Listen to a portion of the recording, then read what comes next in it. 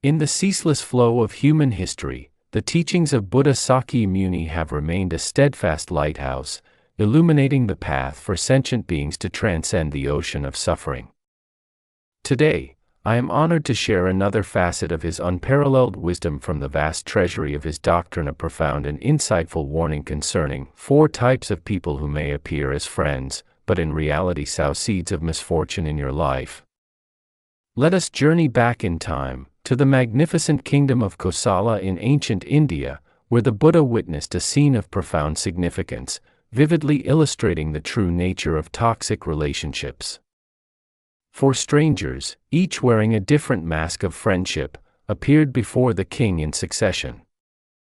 The first approached with honeyed words, sweet as nectar to the ear, bearing gifts, yet concealing dark, self-serving intentions beneath a charming facade.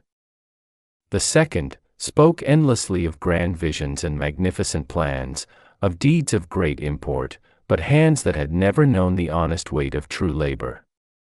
The third bowed deeply, proclaiming himself a childhood friend of the court, a familiar smile that cunningly hid a sharp dagger, poised to strike from behind.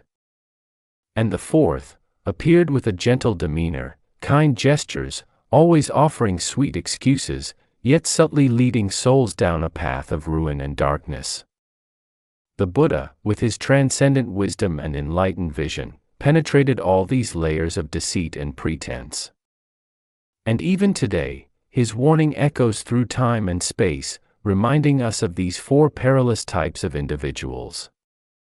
Why are these teachings so profoundly valuable?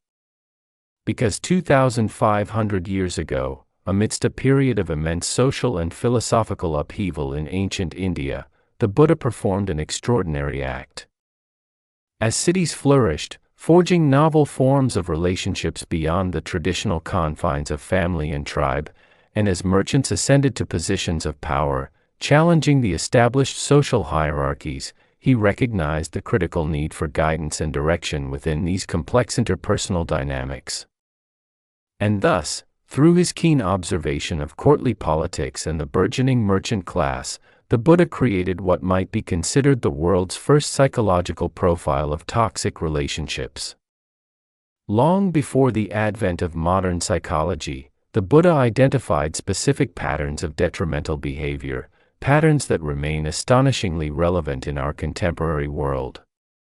These are not merely ancient admonitions, but precise descriptions of individuals we still encounter in our modern lives, in our workplaces, on social media platforms, and even within our most intimate circles. Together, they constitute what the Buddha termed the 4 hindrances to fellowship, relationships that outwardly appear supportive but in actuality impede our growth and well-being. What renders the Buddha's insight so remarkably potent? It is not simply that he identified these harmful types, but that he meticulously explained how they operate, why they are dangerous, and, most crucially, how we can protect ourselves from their insidious influence. In this video, we will together unravel the Buddha's original teachings regarding these 4 categories of individuals. We shall delve into ancient Buddhist scriptures, examine compelling historical examples, and explore how these very patterns continue to manifest in our modern world. However, I must offer a word of caution. This knowledge may profoundly alter the way you perceive certain individuals in your life. For once you truly comprehend these patterns, you will begin to recognize them everywhere. Therefore, let us commence our exploration with the first type of person, the one whom the Buddha named Mitta-patirūpaka, the friend in mask, the counterfeit friend. 1. Mitta-patirūpaka, the counterfeit friend, a mask of sweet friendship. Sweet words may grace the ear, but empty hands betray the truth. This is the hallmark of the counterfeit friend. Picture yourself wandering through the vibrant, bustling marketplace of ancient Rajagaha, teeming with merchants and buyers. Amidst this throng, there walks a particular type of merchant, one who does not trade in tangible goods, but rather deals in promises and flattery. The Buddha called these individuals Mitta-patirūpaka, those who wear the mask of friendship, the counterfeit friend. In the Sigalovada Sutta, the Buddha meticulously outlined how to discern these individuals.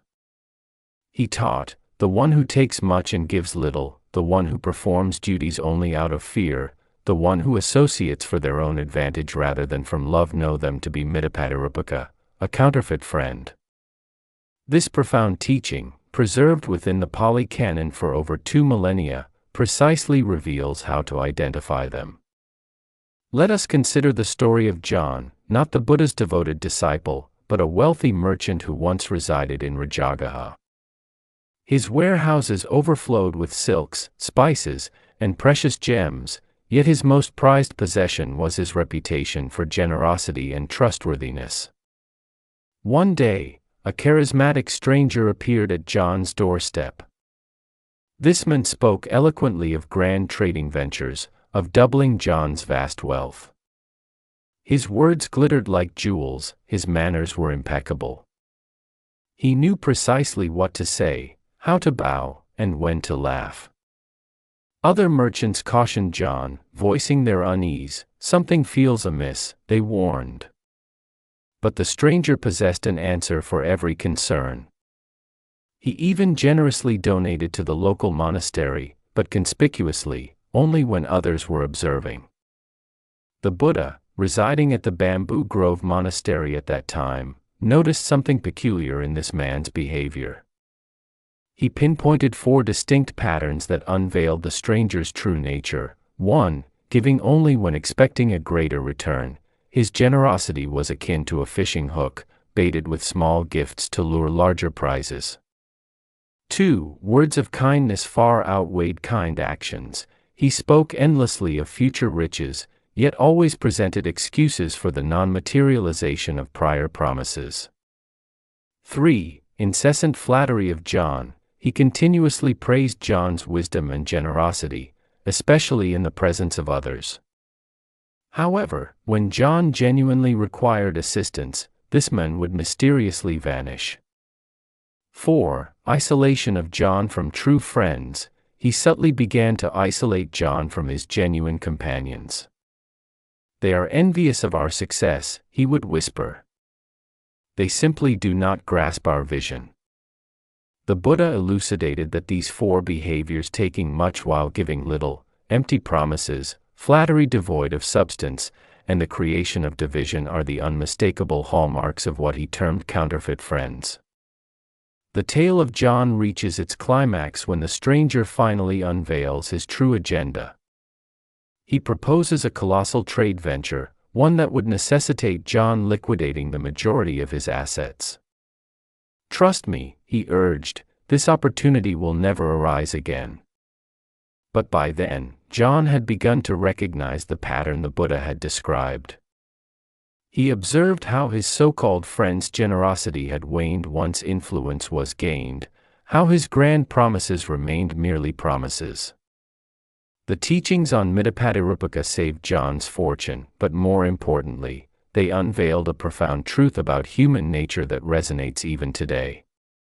Reflect upon it. We have all encountered modern iterations of the sweet talker. They are present in our workplaces, on social media, and even within our closest circles. They are the influencers promising rapid wealth, the suspiciously amicable colleague who materializes just before seeking favors, the friend who displays generosity solely when under observation. But what renders the Buddha's wisdom truly exceptional is his understanding that these individuals are not always consciously deceptive. At times, they even deceive themselves. In the Dhammapada, the Buddha explains that our minds naturally gravitate towards pleasure and recoil from pain. Certain individuals learn to manipulate this inherent tendency in others, becoming adept at dispensing momentary gratification through sweet words and hollow promises. The real peril lies not solely in financial loss or betrayal, but in the erosion of our capacity for trust, for forging genuine connections. Each encounter with a Mitta-patirūpaka leaves a scar upon our ability to cultivate authentic relationships. Yet, the Buddha did not impart these insights to cultivate paranoia within us. Instead, he bestowed upon us the tools for discernment. He taught that true friendship, unlike its counterfeit, strengthens with time. True friends remain consistent, whether observed or unobserved. In stark contrast, the sweet talker actively practices deception through feigned generosity. The next type of individual we shall examine operates through a different mode of deception through empty words and hollow promises. The Buddha named them Vācāya Parama, the empty promiser. 2. Vācāya Parama, the empty promiser, grand words, fleeting deeds. Promises that thunder like a storm, yet actions that whisper like the breeze, these are the hallmarks of the empty promiser. Unlike the counterfeit friend who deceives with feigned generosity, Vācāya Parama ensnares others with grand promises, yet lacks the substance of genuine action. The Buddha named them Vācāya Parama, and their danger lies not in what they do, but in what they consistently fail to do. In the modern world, we readily encounter this type of individual, perhaps even among those closest to us, often without recognition. The empty promiser, or as the Buddha called them, Vācāya Parama, always speaks with great fanfare, yet lacks the inner strength of true action. Let us inscribe this truth upon our hearts: the louder the promises, the quieter the results often become. Envision a scene from the Buddha's time. A young monk, brimming with self-assurance, declares before the entire Sangha that he will attain enlightenment within a month. He eloquently lectures on his dedication and unwavering resolve. The other monks are duly impressed. However, as days turn into weeks, this monk dedicates more time to speaking about meditation than to actually practicing meditation. When challenges arise, he is replete with endless explanations, yet demonstrates no real progress. The Buddha seized this very moment to impart a crucial lesson. He stated, "Empty words are like beautiful flowers without fragrance. They may captivate the eye, yet they lack the essence of what they promise." In ancient societies, such individuals were commonplace in royal courts. They would pledge resounding military victories, bountiful harvests, or triumphant diplomatic achievements. Their words flowed like honey, yet their hands remained idle. Today, we still see them everywhere. They are the grand planners who never execute their plans, those who issue passionate pledges at every meeting but deliver nothing, the friends who are perpetually about to change their lives, yet everything remains stagnant. However, what renders the Buddha's teaching on empty promisers so profound is that he did not merely identify them as individuals who fail to keep their word. He also understood that they often believe their own pronouncements.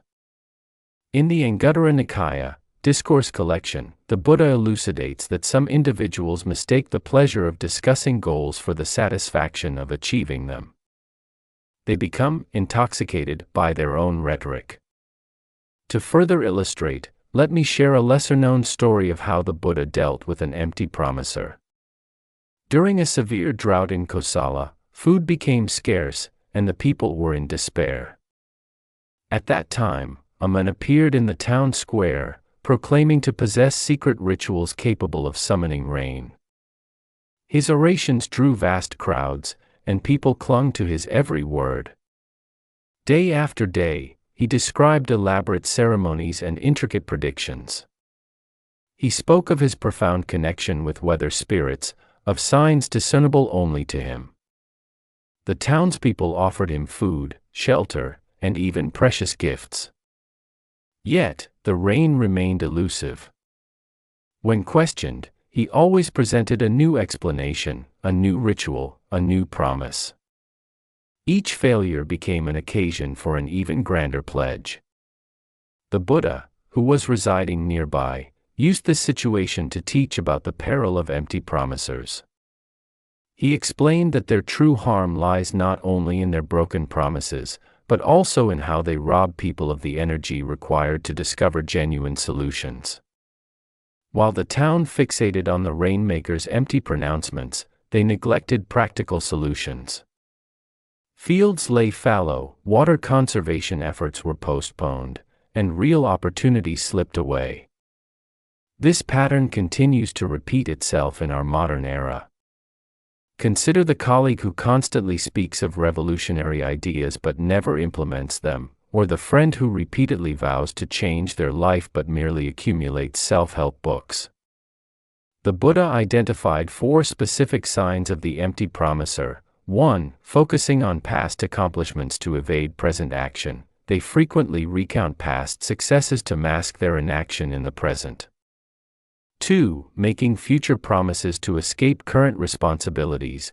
They continuously pledge a bright future to defer facing present duties and obligations. 3. Complicating simple tasks with unnecessary planning. They favor creating intricate, convoluted plans to postpone commencing actual work. 4. Responding to failure with even grander promises. Instead of confronting and rectifying failures, they counter with even more extravagant promises to conceal their inadequacy. However, the most crucial insight the Buddha conveyed is this: empty promisers often suffer more than their victims. They inhabit a world of perpetual, near achievements, never experiencing the genuine satisfaction of true accomplishment. And this brings us to the third type of person, perhaps the most dangerous of all, the secret enemy. 3. Pāpamitta, the secret enemy, a smile concealing a dagger. Not every smile hides teeth, but all teeth are hidden behind a smile. Beware the enemy who conceals themselves behind a friendly guise. Unlike the sweet talker or the empty promiser, this type of individual conceals their true nature behind a mask of genuine concern. The secret enemy, Pāpamitta in Buddhist teachings, is like a weapon sheathed in soft silk. Their danger resides not in what they show, but in what they hide. Let us inscribe this wisdom: not every smile hides teeth, but all teeth are hidden behind a smile. There is a chilling tale from the Buddha's time about a merchant's son named Victor. He had a close friend, someone he had known since childhood. They had played together, studied together, and shared every secret. This friend attended every family celebration, knew every detail of Victor's life, and always seemed to be there in times of need. Yet, beneath this seemingly perfect friendship lay a darker truth. As Victor's business flourished, his friend's ventures failed one after another. Each failure fueled a growing resentment.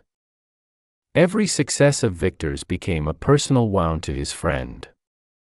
This friend did something the Buddha specifically warned against: he began to utilize his intimate knowledge not to help, but to harm. A whispered word here, a subtle insinuation there, like poison in a sweet cup of wine. The damage was invisible until it was too late. He knew Victor's trade routes, his business partners, his family secrets. He knew exactly where to sow seeds of doubt, which relationships to strain, and precisely how to turn allies into enemies. The Buddha explained that the Pāpamitta is particularly dangerous because they weaponize trust itself. This connects directly to the Buddhist concept of karma, not merely as cause and effect, but as intentional action, satana. The secret enemy generates negative karma in 2 ways: through their harmful intentions, satana, and by causing others to develop mistrust, which leads to suffering, dukkha. Their actions violate the core Buddhist principle of ahimsa, non-harming, while disguising themselves as friends. They do not attack from without, but destroy from within.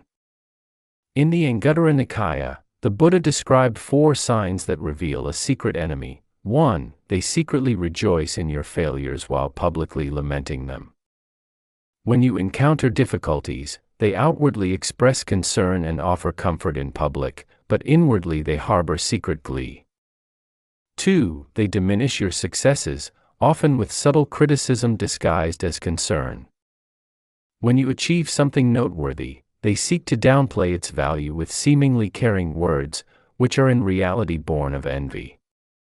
3. They share your secrets with others, while swearing everyone else to secrecy. They exploit your trust to extract private information, then disseminate these secrets to others while feigning to protect you. 4. They study your weaknesses, not to help, but to exploit. They observe and remember your vulnerabilities to seek opportunities to attack and undermine you. However, the story of Victor takes an unexpected turn. When Victor finally uncovered the truth, his initial reaction was not anger, but crushing guilt. He felt remorse for not recognizing what was happening, for trusting too deeply. The Buddha saw him in this state and shared a teaching that would transform his life. The secret enemy succeeds not through their own power, but through our blindness to their nature. They are like termites in a wooden pillar. The damage is unseen until the structure is poised to collapse. In Victor's case, the truth emerged when his friend made a critical error during a business negotiation. He inadvertently revealed knowledge he could not have known unless he had been secretly sabotaging deals. The mask slipped, if only for a moment. Today, secret enemies operate in even more sophisticated ways. They are the colleague who forwards your private emails with concerned comments, the friend who shares your confidential struggles with others merely to seek advice, the family member who recalls every mistake you have ever made, and brings them up at crucial moments. But the Buddha's teaching went deeper than merely identifying these types of people. He explained why they become secret enemies. Often, they are wounded individuals who have convinced themselves that their actions are justified. Resentment has so warped their perception that they view their betrayal as fairness. This understanding leads us to a profound realization: the greatest weapon of the secret enemy is not their knowledge of our weaknesses, but their ability to make us doubt ourselves, to question our own judgment. And this leads us to the fourth and final type of person, the enabler. 4. Apāyasahāya, the enabler, the sweetness of complacency leading to ruin. Comfort in decline is still decline. Mistake not indulgence for kindness. Unlike the preceding three types, Apāyasahāya, the enabler, does not intentionally seek to cause harm, yet as the Buddha taught, good intentions do not negate real damage. The enabler, Apāyasahāya, is perhaps the most pertinent type in our contemporary world. They are not malicious like the secret enemy, deceptive like the sweet talker, nor hollow like the empty promiser. Their peril resides in a different form of toxin, the toxin of comfortable decline. Let us inscribe this pattern upon our minds: comfort in decline is still decline. To illuminate this further, I share a story the Buddha recounted about a young monk named Charles. Unlike most cautionary tales, Charles was not a bad person. In fact, he was renowned for his kindness, generosity, and willingness to assist others. However, Charles had friends who consistently encouraged his every weakness. When he skipped meditation to sleep in, they would say, "You needed the rest." When he transgressed monastic precepts, they would say, "You are only human." When he neglected his duties, they would say, "You work too hard anyway." These friends meant well. They cared for Charles, they desired his happiness. Yet, as the Buddha pointed out, they were leading him down a path of spiritual destruction. The Buddha likened these enablers to friends who would help you drink poison simply because they did not wish to upset you by refusing. Their kindness became a curse. Within the monastery, a revealing phenomenon occurred with Charles. The more his friends endorsed his weaknesses, the more those weaknesses intensified. Small lapses became ingrained habits, occasional breaks became permanent deviations, and minor excuses solidified into fixed justifications. The Buddha identified 4 ways in which enablers inflict harm upon us. 1. They support our neglect of duties. They encourage us to disregard our responsibilities, offering rationalizations that make us feel comfortable in our laziness. 2. They encourage us to justify our mistakes. They assist us in fabricating excuses to evade accountability and avoid facing the consequences of our wrongdoings. 3. They help us avoid necessary challenges. They consistently advocate for us to choose the easy path, shunning difficulties and trials essential for growth.